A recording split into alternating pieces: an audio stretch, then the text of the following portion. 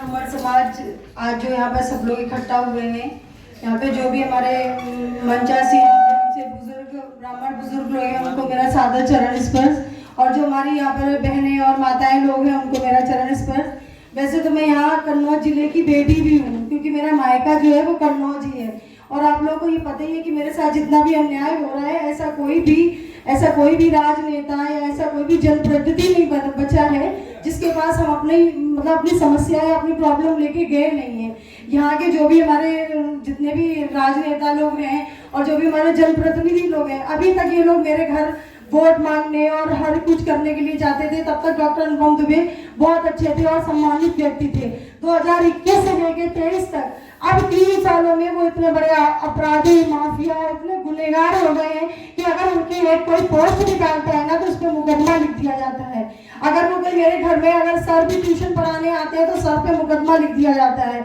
मेरे घर में कोई हालचाल पूछने आता है तो उस पर मुकदमा लिख दिया जाता है। कि मेरी गली से कोई गुजर पड़ जाए, जैसा कि मेरे भाई साहब ने, अनुपम भाई साहब ने बताया कि कोई भूल से भी नाम उनका ले लेता है तो उस पर एक मुकदमा, फर्जी मुकदमा एक लिख दिया जाता है। तो आज हमें कुछ बोलने की ज़्यादा जरूरत नहीं है, क्योंकि जो भी यहाँ पर हमारे बुजुर्ग और जो मेरे भाई बहन यहाँ बैठे हैं उन सब लोगों ने मेरे पक्ष में मेरी सारी व्यथा आप लोगों के सामने रख दी है, और इसलिए मुझे कुछ ज़्यादा बताने की जरूरत नहीं। बस यही कहना चाहती हूँ, बेटी मानिए या बहू मानिए, आप लोग जो भी समझते हैं, जिस नाते से चाहे उस नाते से, बस मेरे परिवार को बचा लीजिए, मेरे सुहाग को बचा लीजिए।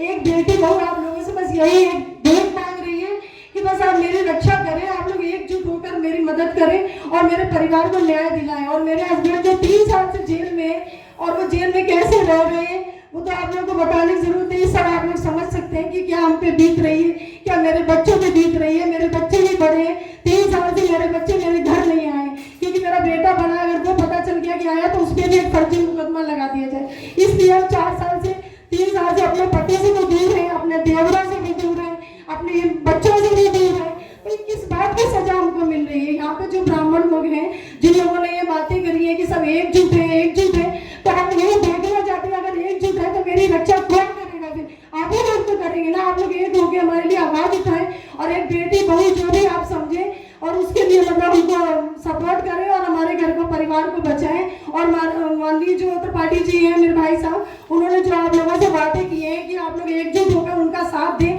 तो आगे वो चलेंगे, लेकिन सपोर्ट आप लोगों को करना है। जब तक आप लोग नहीं मिलेंगे तब तक भाई साहब अकेले क्या कर लेंगे। प्लीज आप लोगों से मेरी गुजारिश है, मेरी माताएं बहनें, मेरे छोटे भाई, क्योंकि मायका है तो मेरे भाई भी है और ससुराल से जुड़ा है, मेरी ससुराल है, हम सब लोगों से गुजारिश कर रहे हैं कि आप लोग अपनी बेटी बहन, बहू, भाभी, बहन जो भी माने, किसी भी नाते से बस मेरी रक्षा करें और भाई साहब के साथ सपोर्ट करें।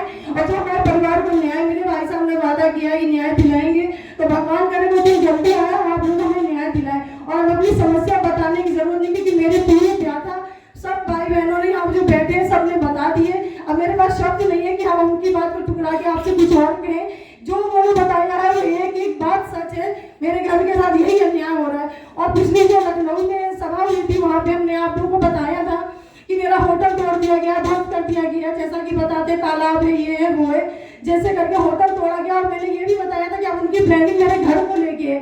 तो आप लोगों को ये बता दें कि मेरा जो निवास है, मेरा पैतृक घर है, मेरा गाँव है, मेरी सासू माँ के नाम है गाँव, और उस गांव को भी सीज कर दिया गया। और वहां पे क्योंकि मेरी देवरानी रह रही थी तो उसने गेट नहीं खोला, तो इस चक्कर में मेरी देवरानी को और वहां पे जो एक बेटी और थी उसको लेके पुलिस लाइन में 24 घंटे बिठाया गया।